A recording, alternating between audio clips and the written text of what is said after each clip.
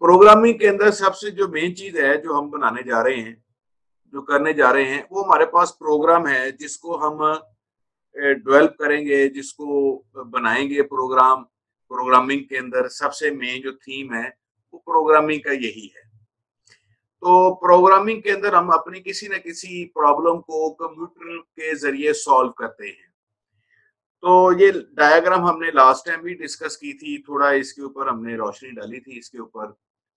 तो इसमें सबसे पहले देखें कि आपको जो चीज नजर आ रही है इस डायग्राम के अंदर, वो आपके पास वो प्रॉब्लम है। यहाँ पर आपको प्रॉब्लम लिखी नजर आ रही है। तो प्रोग्रामिंग का जो मेन मकसद होता है कि वो हम किसी न किसी अपनी प्रॉब्लम को सॉल्व कंप्यूटर के जरिए करते हैं। जब भी हम प्रॉब्लम सॉल्व करने के लिए जाएंगे तो हम सबसे पहले एक एल्गोरिदम डेवलप करेंगे। एल्गोरिदम क्या होता है कि स्टेप्स होते हैं, सीक्वेंस के अंदर लिखे होते हैं, टॉप टू बॉटम स्टेप्स होते हैं, ऊपर से लेके नीचे तक। और वो जो स्टेप्स होते हैं वो वन बाई वन करके वो सारे स्टेप्स एग्जीक्यूट होते हैं। ये आपके पास सेकंड स्टेप नजर आ रहा है। एल्गोरिदम डिजाइन करते हैं, मसलन कि आप रूटीन डेली लाइफ के अंदर भी एल्गोरिदम डिजाइन करते हैं। आप अपनी रोजमर्रा प्रॉब्लम्स को सॉल्व करने के लिए भी आप स्टेप्स बनाते हैं।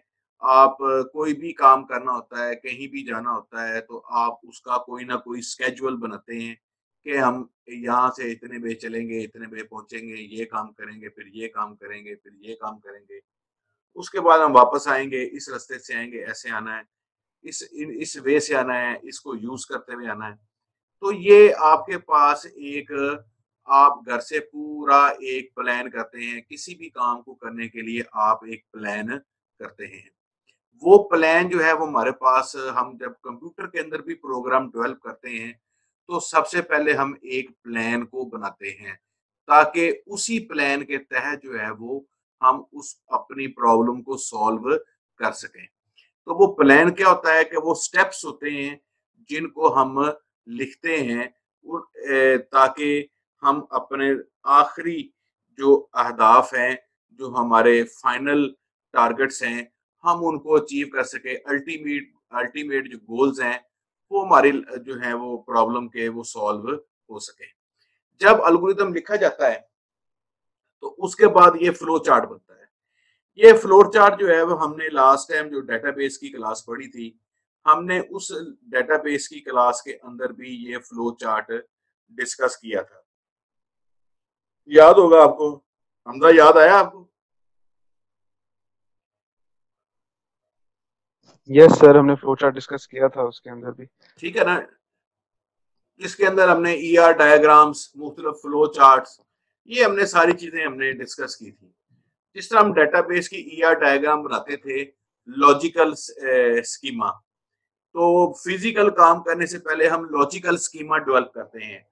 तो ये जो एल्गोरिदम है और ये जो फ्लो चार्ट है, ये दो चीजें जो आपको नजर आ रही हैं, ये हमारे पास क्या चीजें हैं भला? ये उस, सबसे पहले ये लॉजिकल, ये हमारे पास एक लॉजिकल स्कीमा है। ये एल्गोरिदम वाला सेक्शन जो है ये भी लॉजिकल, पेपर के ऊपर सारा कुछ डेवलप हो रहा है। एल्गोरिदम कंप्यूटर के ऊपर नहीं डेवलप होता। ये एल्गोरिदम वाला जो सेक्शन है, ये हमारा सेक्शन कंप्यूटर पेपर के ऊपर डेवलप होता है। कंप्यूटर के ऊपर भी हम डायग्राम बना लेते हैं, लेकिन it is a not part of the program. ये प्रोग्राम का पार्ट नहीं है। एल्गोरिथम हम सेपरेट कागज के ऊपर भी लिख सकते हैं, हम कंप्यूटर के अंदर भी लिख सकते हैं। फ्लो चार्ट्स जो हैं, ये हम कागज पेंसिल के ऊपर भी फ्लो चार्ट्स बना सकते हैं, और ये हम कंप्यूटराइज भी फ्लो चार्ट्स बना सकते हैं। लेकिन ये दोनों चीजें जो हैं, जैसे जो नक्शा, जब कोई भी आर्किटेक्ट नक्शा बनाता है तो वो उस नक्शे को पेपर के ऊपर भी बना सकता है, खुद हाथ से भी बना सकता है, और वो ऑटो कैड का टूल यूज करते हुए भी ये चीजें बना सकता है। तो ये चीज जो है, ये जो पहले दो स्टेप्स हैं, ये दोनों स्टेप्स आपके पास कहलाते हैं लॉजिकल, ये जो है लॉजिकल स्कीमा। ये जो दो स्टेप्स हैं, ये आपके पास, ये देखें, ये दो स्टेप्स, ये वाले, ये मैंने हाईलाइट किए हैं इसके येलो रेक्टेंगल के साथ। तो ये दोनों जो स्टेप्स हैं ये आपके पास किसके अंदर आते हैं, लॉजिकल स्कीमा के साथ। फिर ये अगला जो स्टेप है, आपको अगला बॉक्स नजर आ रहा है जिसके अंदर लिखा हुआ है वेरिएबल, इफ, फॉर, प्रिंट और कंटिन्यू। ये जो अगला सेक्शन है ये हमारे पास कहलाता है प्रोग्राम। इसके अंदर हम बैठ के प्रोग्राम बनाते हैं। कंप्यूटर के अंदर हम बैठ के किसी भी एडिटर के अंदर, टेक्स्ट एडिटर के अंदर हम बैठ के एक बनाते हैं, एक प्रोग्राम लिखते हैं और उस प्रोग्राम की फिर हम उस प्रोग्राम को आगे एग्जीक्यूट करते हैं थ्रू कंपाइलर। तो ये जो प्रोग्राम लिखा जाएगा ये हमारे पास लिखा जाएगा किसी न किसी हाई लेवल लैंग्वेज के थ्रू। यहाँ पर इस सेक्शन के अंदर हम बैठ के प्रोग्राम लिखते हैं। इस सेक्शन के अंदर हम प्रोग्राम लिखेंगे। प्रोग्राम के अंदर वेरिएबल्स होते हैं, कुछ स्टेटमेंट्स होती हैं, इफ स्टेटमेंट होती है, फॉर की है, प्रिंट की है, आपके पास इनपुट स्टेटमेंट्स होती हैं, आपके पास आउटपुट स्टेटमेंट्स होती हैं, आपके पास लूप्स होती हैं, आपके पास इफ स्टेट कंडीशनल स्टेटमेंट्स होती हैं, आपके पास मैथमेटिकल स्टेटमेंट्स होती हैं, आपके पास इसी तरह क्लासेस होती हैं, इनहेरिटेंस होती है, पॉलीमॉर्फिज्म होता है, आपके पास और काफी ज्यादा चीजें हैं जो प्रोग्रामिंग के अंदर आती हैं। वो हम प्रोग्रामिंग की चीजें जो हैं वो आहिस्ता आहिस्ता हम इसको डिस्कस करेंगे, लेकिन सबसे पहले हम देखेंगे कि प्रोग्राम होता क्या है।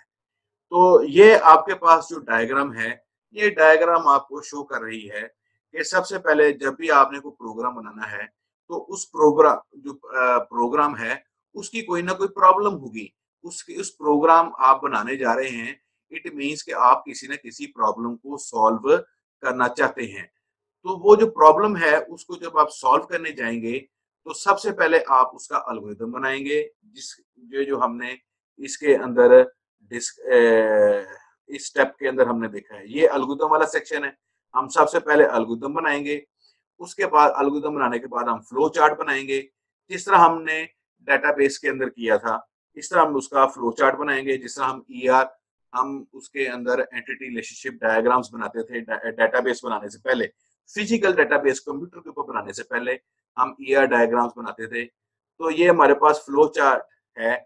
इस फ्लो चार्ट की मदद से हम पूरे का पूरा प्रोग्राम का फ्लो बनाएंगे। प्रोग्राम स्टार्ट यहाँ से होता है, ये स्टार्टिंग पॉइंट है, ये एंडिंग पॉइंट है, ये इनपुट का निशान है, ये आपके पास डिसीजन मेकिंग का निशान है, ये प्रोसेसिंग का निशान है।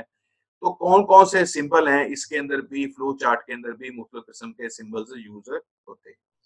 जब ये प्रोग्राम हम अपनी कागज पेंसिल के ऊपर बना लेंगे और कागज पेंसिल के ऊपर इसको चला के देख लेंगे पेपर के ऊपर, तो हम फिर जो है उस प्रोग्राम को इस वाले हिस्से के अंदर चलेंगे जिसके अंदर हम किसी न किसी प्रोग्रामिंग लैंग्वेज को यूज करते हुए, ये लिखा हुआ है प्रोग्राम लैंग्वेज हैं, वो कोई भी प्रोग्रामिंग लैंग्वेज हो सकती है। वो बेसिक भी हो सकती है, विजुअल बेसिक भी हो सकती है, सी भी हो सकती है, सी प्लस प्लस भी हो सकती है, सी शार्प भी हो सकती है, जावा भी हो सकती है, पर्ल भी हो सकती है, कबोल भी है, डेल्फी है, बहुत बहुत ज्यादा किस्म की लैंग्वेजेस हैं। तो हम किसी भी लैंग्वेज के अंदर बैठ के प्रोग्राम को डेवलप कर सकते हैं। एक और चीज बताता जाऊं कि जितनी भी लैंग्वेजेस होती हैं ये सारी की सारी लैंग्वेजेस जो हैं इनका मेन थीम, मेन स्ट्रक्चर सब लैंग्वेजेस का एक जैसा ही होता है।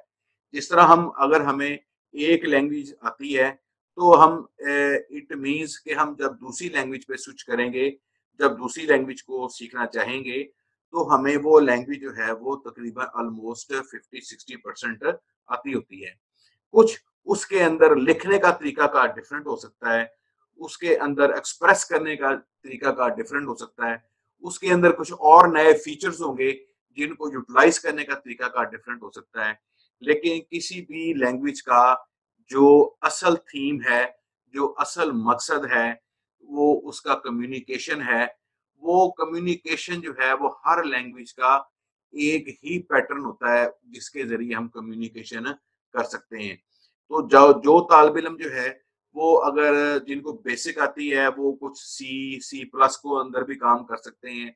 जिनको सी प्लस प्लस आती है वो विजुअल बेसिक भी काम कर सकते हैं। जिनको वो जावा के अंदर भी काम कर सकते हैं, वो पर्ल के अंदर भी काम कर सकते हैं। उनको सीखने के अंदर दूसरी लैंग्वेज को, अगर एक लैंग्वेज आती हो तो दूसरी लैंग्वेज सीखने के अंदर आपको ज्यादा टाइम नहीं लगता।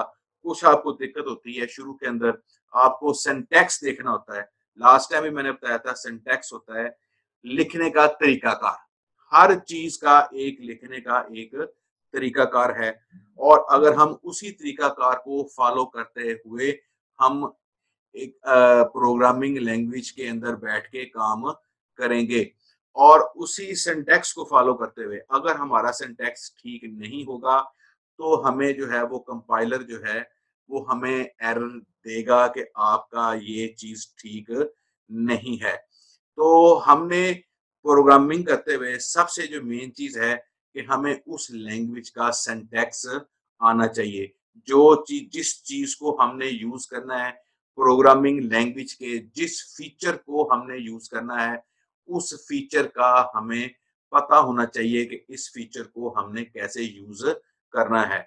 हर लैंग हर लैंग्वेज के अंदर मुख्तलिफ फंक्शंस होते हैं, मुख्तलिफ प्रोसीजर्स होते हैं, मुख्तलिफ उसके अंदर नई चीजें होती हैं। तो उन चीजों को जानना, उन चीजों को कैसे यूटिलाइज करना, ये सारे का सारा जो है वो एक प्रोग्रामर का काम होता है। प्रोग्रामर उस बंदे को कहते हैं जो प्रोग्रामिंग लैंग्वेज को यूज करते हुए कंप्यूटर पे बैठ के प्रोग्राम बनाता है। तो एक्चुअली हमारा जो कंप्यूटर के अंदर ये जो सब्जेक्ट है आपका, वो प्रोग्रामिंग, विजुअल प्रोग्रामिंग है।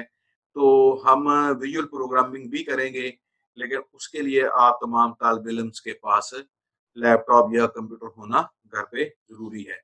कुछ दिन हम निकाल लेंगे, ये मैंने लास्ट टाइम भी आपको कहा था, लेकिन उसके बाद के जो दिन हैं वो आपके सारे प्रोग्रामिंग के ऊपर ही होंगे।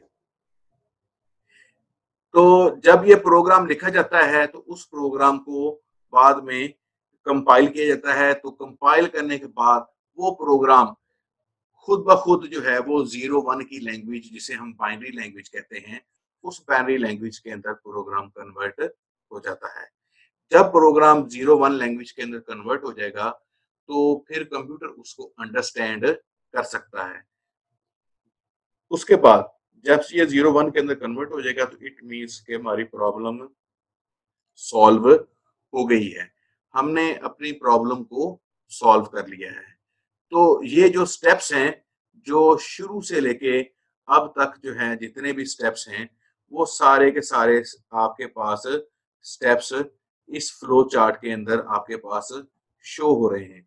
यहाँ पर आपके पास स्टेप्स शो हो रहे हैं सारे के सारे। ये एक प्रोग्राम लिखने का और एक चीज को डिजाइन करने का, बनाने का, ये एक पूरा का पूरा एक तरीकाकार मौजूद है। तो जितने भी तालिब इल्म हैं वो इस चीज को समझें, इसको देखें। हम अगली क्लास के अंदर इसको कुछ करेंगे प्रोग्रामिंग का। एक मैं अभी एक और चीज शेयर करता हूँ आपके साथ। एक वेबसाइट है, वहाँ के हम उसके थ्रू बैठ के अभी हम इनिशियल प्रोग्रामिंग करेंगे। उसके अंदर लिखने का कुछ तरीका का डिफरेंट हो सकता है, लेकिन उसके अंदर जब हम विजुअल प्रोग्रामिंग की तरफ जाएंगे तो सारे का सारा तरीकाकार एक जैसा ही होगा। वीडियोस भी नेट के ऊपर अवेलेबल हैं। विजुअल बेसिक की नेट के ऊपर बहुत ज्यादा, उर्दू के अंदर उसकी ट्यूटर अवेलेबल हैं नेट के ऊपर, यूट्यूब के ऊपर बेबहा विजुअल बेसिक के ट्यूटर्स अवेलेबल हैं। तो इसके लिए स्टूडेंट्स आपको जो चाहिए होगा वो आपको एक कंप्यूटर चाहिए होगा जिसके ऊपर विजुअल बेसिक इंस्टॉल हो सके। वो मैंने विजुअल बेसिक का आपको लिंक भी सेंड कर दिया है ग्रुप के अंदर।